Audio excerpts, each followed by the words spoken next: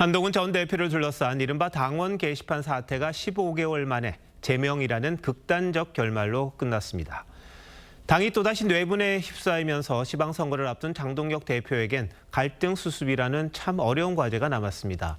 당적을 잃은 한 전 대표는 어떻게 할 건지 정치부 김하림 기자와 뉴스더에서 더 짚어보겠습니다.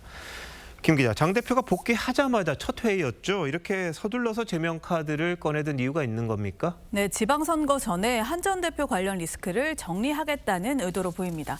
재심 기간도 충분히 줬던 데다가 선거가 이제 4개월여밖에 남지 않은 만큼 이 문제를 더 끌 수 없다는 겁니다. 앞서 윤리위에서 제명 결정 직후에 제가 의원들의 얘기를 들었을 때는 제명은 과하다 이런 동전론이 적지 않았는데요.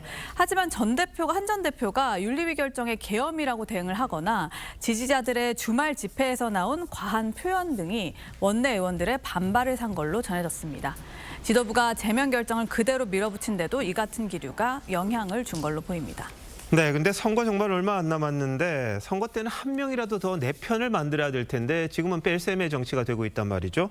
지방선거 앞두고 내분 사태 수습이 가능할까요? 바로 그 점이 장동혁 지도부의 최대 과제가 될 걸로 보입니다. 당 지도부는 당장 다음 주부터 선거 준비 체제로 전환할 방침인 걸로 알려졌는데요. 당명 개정과 함께 중도층의 소구력이 있는 인사들과 접촉면을 넓히는 방식으로 돌파구를 찾을 걸로 보입니다. 개혁신당 이준석 대표와의 쌍특검법 정책 공조를 포함해서 단식장을 찾았던 유승민 전 의원 등과의 만남도 열려 있다고 합니다. 변수는 내부 반발입니다. 친한계 의원들이 당장 탈당 등의 행보를 볼 가능성은 높지 않지만 첫 반응에서 장 대표 사퇴를 요구한 만큼 반발이 쉽게 가라앉진 않을 듯합니다. 또 오세훈 서울시장에 이어서 다른 광역단체장들까지 장 대표 사퇴 주장에 가세할 경우 파장이 쉽게 가라앉지 않을 수도 있습니다. 네, 한 전 대표는 정치적 시련기를 맞은 셈이 됐는데 아까 회견에서 반드시 돌아오겠다고 했잖아요. 예. 앞으로 어떻게 할까요? 예, 아까 회견에서 지도부로부터 제명당했다면서 피해자임을 분명히 드러내면서도 직접적인 평가나 감정은 드러내지 않았는데요. 반드시 돌아오겠다 이런 말로 밀어볼 때 친당, 창당 등의 가능성은 좀 낮아 보입니다.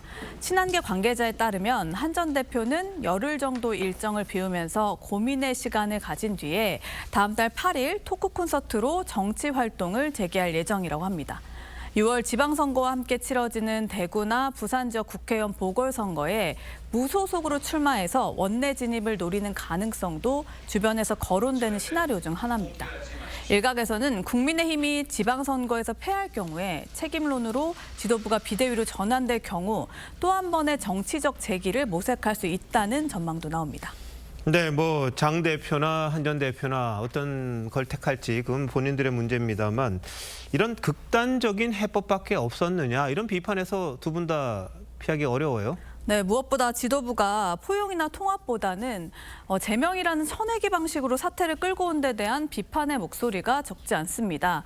싸울 때 싸우더라도 선거 때는 일단 결집하는 모습을 보여야 하는데 그러지 못했다는 겁니다. 특히 박빙 승부가 예상되는 서울과 수도권에서 중도층의 소구력이 있는 한 전 대표 제명이 지지율 하락으로 이어질 거라는 우려도 나옵니다. 반대로 한 전 대표 역시 꾸준히 정치적 해법을 촉구한 주변의 요구를 수용하지 않은 데 따른 비판을 피하기는 어려운 상황입니다. 네, 뭐 일방적인 건 없다는 게 이제 정치입니다만 이제 정치적 승부수가 띄워진 거잖아요. 누가 더 민심을 얻느냐 이게 관건이 아닌가 싶네요. 김 기자 잘 들었습니다.